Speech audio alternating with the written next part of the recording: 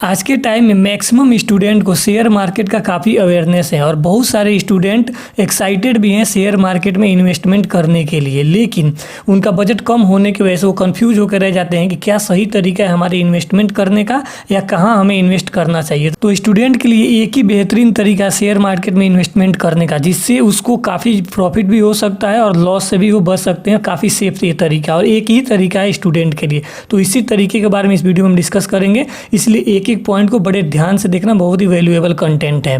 तो 2-3 पॉइंट मैं बता रहा हूँ, बिल्कुल ध्यान से इसको नोट करते जाना इस पॉइंट को। तो पहला पॉइंट ये है कि आपको किसी भी स्टॉक में इन्वेस्टमेंट नहीं करनी है। ये आपको स्टॉक में इन्वेस्टमेंट नहीं करना, मैं बताऊंगा कहाँ और कैसे आपको इन्वेस्ट करना है। स्टॉक में इन्वेस्ट करोगे तो आपके पैसे, बजट कम है, पैसे कम है, बहुत जल्दी लॉस में चला जाएगा आपका पैसे। पैनिक में आके लॉस में ही उस स्टॉक को आप सेल कर दोगे, जिससे आपको लॉस होगा और आप शेयर मार्केट एग्जिट कर जाओगे। तो इसलिए आपको स्टॉक में कभी भी इन्वेस्टमेंट नहीं करने। स्टॉक मतलब कोई सिंगल शेयर, जैसे कि टाटा मोटर्स हो गया आपका, या कोई एनर्जी का शेयर, कोई रेलवे का शेयर, इसमें नहीं करना। आपको इन्वेस्ट करना है ETF में, और कैसे करना है मैं वो भी बताऊंगा। तो पहला चीज़ हो गया, आपको स्टॉक में इन्वेस्टमेंट नहीं करनी है। दूसरा चीज़ हो गया कि आपको लमसम अमाउंट नहीं डालना, मतलब इकट्ठा पैसे कहीं से इकट्ठा करके और किसी स्टॉक में या ETF में नहीं डालना है आपको। तीसरा चीज़ पॉइंट ये है कि आपको क्या करना है, SIP करना है। SIP किस में करना है, ETF में करना है। और कैसे करना है मैं आपको बहुत ही अच्छे से बताऊंगा, तो ध्यान से सुनना। तो अगर किसी भी टाइप का प्रेशर आप अपने माइंड पे नहीं लेना चाहते हो और चाहते हो कि अब मेरा पैसा भी इन्वेस्टमेंट होता रहे और मैं शेयर मार्केट के बारे में काफ़ी अवेयर हो जाऊँ, सीख जाऊँ शेयर मार्केट बड़ा होने तक, और आपके पैसे भी बहुत कम, आपको पॉकेट खर्च बहुत कम पैसे बचते हैं, लेस पैसे बचते हैं, पॉकेट खर्च 1000 रुपये 500 रुपये बचते हैं, उसी पैसे से आप इन्वेस्टमेंट की जर्नी स्टार्ट कर सकते हो। और यही इन्वेस्टमेंट की जर्नी आप SIP के थ्रू स्टार्ट करोगे। बेस्ट तरीका आपके लिए SIP ही है और कोई तरीका नहीं है। चलो मैं आपको बता देता हूँ कि अगर आपको 1000 अमाउंट अगर महीने में आप बचाते हो, मंथ में, तो अगर किसी स्टॉक में डाल लेते हो तो जो भी स्टॉक होता है वो एक साल में एक ही बार कभी चलता है।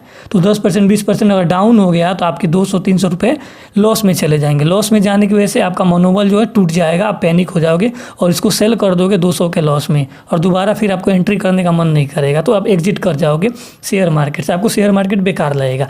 लेकिन वही चीज़ें अगर आप SIP करोगे तो आपके जो मार्केट डाउन हो या मार्केट अप हो, आपको कोई उससे फ़र्क नहीं पड़ने वाला। आपका पैसे लॉस में जा रहा है या प्रॉफिट में जा रहा है, कोई फ़र्क नहीं पड़ने वाला, क्योंकि हम SIP कर रहे हैं और लॉन्ग टर्म के लिए कर रहे हैं। थोड़ा थोड़ा पैसे इकट्ठा करके जब हम बड़े होंगे, 30 साल 35 साल के होंगे, तो काफ़ी इकट्ठा हम कर चुके होंगे इस टाइम से, अगर स्टूडेंट इन्वेस्टमेंट करना स्टार्ट कर रहा है तो। और इस SIP के कारण जो SIP आप स्टार्ट करोगे, इससे आपके पैसे तो सेफ रहेंगे ही रहेंगे। आप शेयर मार्केट के बारे में भी अच्छा खासा नॉलेज आपको मिल जाएगी धीरे धीरे। और जैसे ही आपके पास इकट्ठा पैसे कभी आए तो आप कहीं भी ETF में या शेयर मार्केट में या स्टॉक में कहीं भी अच्छे से लगा सकते हो, म्यूचुअल फंड में लगा सकते हो। तो थोड़ा सीखने के लिए, अगर आप इनिशियल स्टेज में हो, बिगिनर स्टेज में हो, तो स्टूडेंट हो और आपके पास बहुत कम पैसे हैं, लेकिन आप इंटरेस्टेड हो कि शेयर मार्केट में हमको पैसे लगाने हैं, बहुत ज़्यादा इंटरेस्टेड हो, बहुत ज़्यादा एक्साइटेड हो, तो बेस्ट तरीका आपके लिए यही है SIP। और SIP कहाँ होगा, ETF में होगा आपका SIP, ठीक है।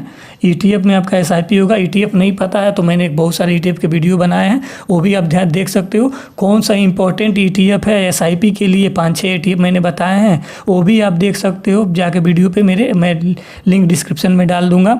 और क्या बेस्ट तरीका है SIP का, इसका भी वीडियो मैंने बनाया है, लेकिन यहाँ पे भी मैं बता दे रहा हूँ कि आपका बेस्ट तरीका क्या है SIP का।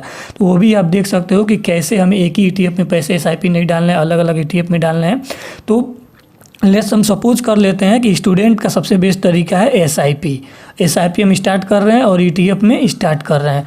तो हम सबसे पहले क्या करेंगे, 4 या 5 ETF चुनेंगे। हम ले लेते हैं कि 1000 रुपये आप मंथली पॉकेट खर्च सेव कर रहे हो। आपका जितना बजट होगा उसके हिसाब से इसको ऐड कर लेना, कैलकुलेट कर लेना। तो जैसे हम 1000 रुपये को 5 भागों में डिवाइड करेंगे और सबको हम 200 रुपये देंगे सारे ETF को। 5 ETF सेलेक्ट करेंगे, E1, E2, E3, E4 और E5। 5 ETF most important ETF select करेंगे, मैंने उसका वीडियो बना दिया है, देख लेना। और सबको 200 रुपये हम डिवाइड कर देंगे कि सब में हम मंथली 200 रुपये डालने वाले हैं SIP के थ्रू। और आपको करना क्या है, बेस्ट तरीका आपका यही है कि आपको ज़्यादा टाइम भी वेस्ट नहीं करना है। SIP आपको करना है तो बेस्ट तरीका है कि आपको बिना टाइम वेस्ट किए एक अलार्म लगाना है। एक अलार्म लगाने के बाद आपको 2 बजे का अलार्म लगाना है और 2 से 3 बजे तक का अलार्म कभी बीच में आप लगा सकते हो। और वहाँ आपको अपना जो ब्रोकर ऐप है उसको ओपन करके देखना है कि जो हमारा ये पर्टिकुलर ETF है मंथ में हर बार हमको टारगेट लेना है कि हम मंथ में 200 रुपये हर ETF को दे देना है, इन्वेस्ट कर देना है किसी भी तरह। लेकिन ये ज़रूरी नहीं कि हमको 5 तारीख को इस सारे में डाल देना है सारे ETF में, या 10 तारीख को सारे ETF में डाल, नहीं, मंथ में जिस भी दिन जो पर्टिकुलर ETF गिरा हो, समझ लो इवन ETF मंथ के 2 तारीख को थोड़ा सा लॉस में 1% या 2% डाउन हुआ हो तो वहाँ आप 200 रुपये इन्वेस्ट कर दो SIP के थ्रू। SIP मतलब ऐसे ही 200 रुपये का स्टॉक आप खरीद लो, उसका ETF बाई कर लो, यही एक SIP है। या तो ऑटोमेटिक SIP होगा, ऑटोमेटिक SIP में आपका ज़्यादा फायदा नहीं होगा। जो तरीका मैं बता रहा हूँ इसमें आपको काफ़ी प्रॉफिटेबल होगा लॉन्ग टर्म में।